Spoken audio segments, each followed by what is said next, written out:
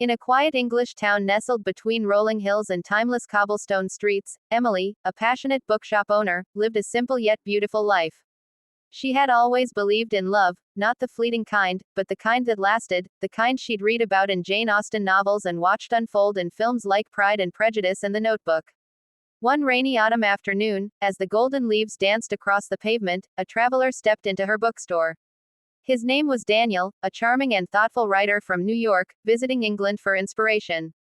Drenched from the rain, with a leather-bound journal in one hand and a curious glint in his eyes, he asked, "Do you have any books about love that doesn't end in heartbreak?" Emily smiled, handing him a worn copy of Wuthering Heights. "Love doesn't always end in heartbreak," she said. "Sometimes, it just takes time to find the right story."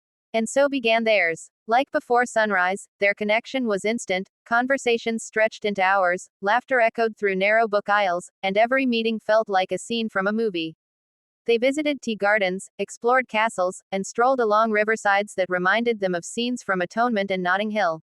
But, as in Titanic, fate wasn't so kind. Daniel's return ticket loomed. He had commitments, a book to finish, and a life back in the U.S. Emily had her store, her family, and a past she couldn't quite leave behind. Their final evening together felt like the last page of a bittersweet novel. Sitting under a starlit sky, he whispered, "What if we're just characters in a short story, not a novel?" She replied, "Then let's make it the kind of short story people never forget." For months after he left, letters crossed oceans, handwritten, heartfelt, and full of longing. Like in The Notebook, their love refused to fade. Distance made the heart grow fonder, and though oceans separated them, their words built a bridge stronger than time.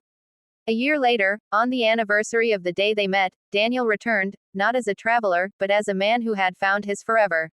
He stepped into the bookstore once more, this time with a ring, a new novel dedicated to Emily, and a heart full of certainty. As the church bells rang in the distance, and rain tapped gently against the windows, Emily said yes. Their love story wasn't perfect, it was real. And like the greatest English movies, it reminded everyone that true love isn't just about finding the right person, but holding on, even when the credits are about to roll.